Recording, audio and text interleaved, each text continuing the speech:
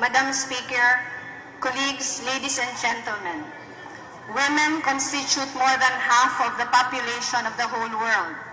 They are also the wives and mothers of the other half. It is important that we never lose sight of just how important women are today.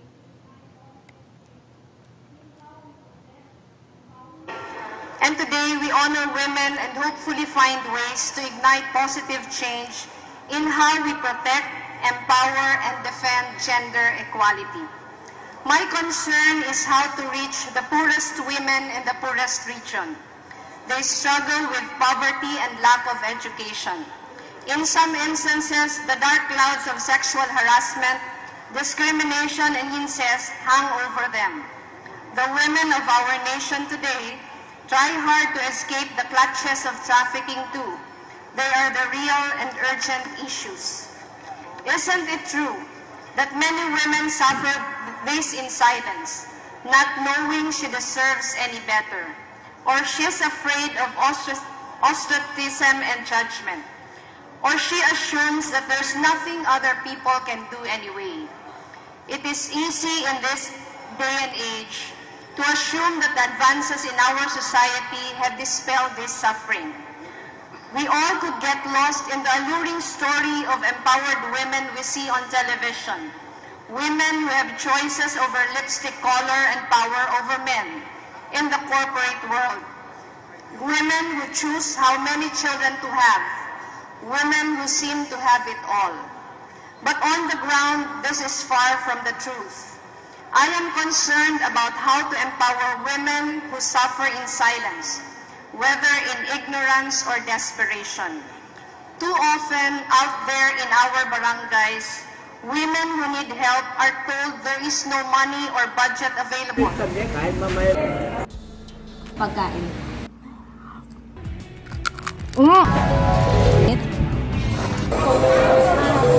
Welcome to my challenge.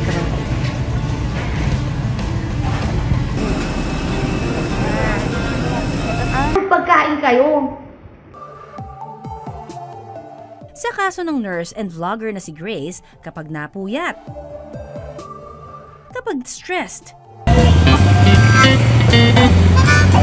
na po tayo doon para makita nyo din po pala mga kabatang helmet ang sitwasyon dito sa may Ilaya Divisoria. Kasama ko si Grace ngayon. Ayan, magbibigay na lang tayo ng konting tulong kay nanay para dahil hindi nga siya nakaka... Ibigay mo, gibit! Ayan, pila kuya? 1,000! 200! Kuya, ilan po kayo? Ayuda! Ayan, ito na po yung mga food packs. So kasama ko na po ang leader po ng Mother leader po na si Ma'am Rochelle Ho. Hello po. Thank you very much po sa lahat ng mga sponsors. For the things that they need. I am sorry, but this is simply not true. Republic Act 9710, or the Magna Carta of Women, states that 5% of every national government agency's budget or any local government unit's budget should be spent for gender and development projects. For 2013, this should have translated to 51.25 billion pesos of the 1.25 trillion budget of different government agencies. LGU's budgets vary, but for a big city who may have a 12 billion budget, the GAD allocation should be at least 600 million pesos. On top of this, RA 9710 also states that 30% of official development assistance or soft loans from bilateral or multilateral agencies extended to the government should also be spent for GAD projects. That kind of money, 51 billion pesos from national agencies' budgets and 600 million pesos in big cities, could have financed many women's shelters, health projects, skills trainings, and small loans for women's livelihood, training on women's rights and gender issues, help desks for women who suffer from violence in the home and even in intimate family relations. Bawat piso po ng perang ito ay makakatulong sa mga kababaihan sa ating bansa, sa mga syudad o munisipyo man, o sa mga malalayong barangay. Oras na upang maiangat ang antas ng buhay ng kababaihan sa ating bayan, sa mga lugar na may mga matitinding pangangailangan. Sa ngayon po, ang God budget ay paminsan ginagastos para sa mga social gatherings o di kaya mga t-shirts o uniforms. We should be ashamed of how we are wasting people's money. We need to be accountable for this money, but at the moment, compliance with the God budget requirement under the law is only lip service. There is real suffering on the ground, and yet we spend money to help these women on mere social gatherings. The solution is to respect the spirit of the law. Sa palagay ko po, panahon na para bigyan ng puso at diwa ang ating batas. In Naga City, where I come from, the Barangay Councils of Women is a truly functioning organization where representatives of different organizations in the barangay are given voices on where the God budget should be spent. They are not stamping pads. They interact with city planning officers and are empowered to make decisions. They choose projects based on well-crafted God annual plans. The performance of these plans are measured and monitored. As a result, in Naga, there are functioning desks of women who suffer from violence and discrimination, trafficking, and incest. It wasn't easy to set it up. Women in barangays had no clue how to make annual God plans.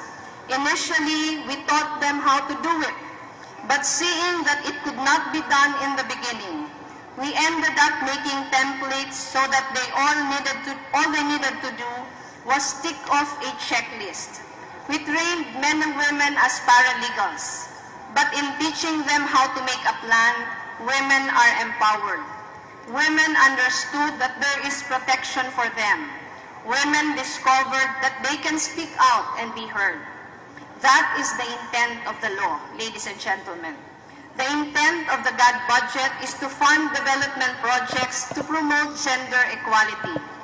It is for our women to know that there is help available, and that if she so desires, she can help herself become a productive contributor of society. She can have the power and the voice to speak out and be in a decision-making position in local government.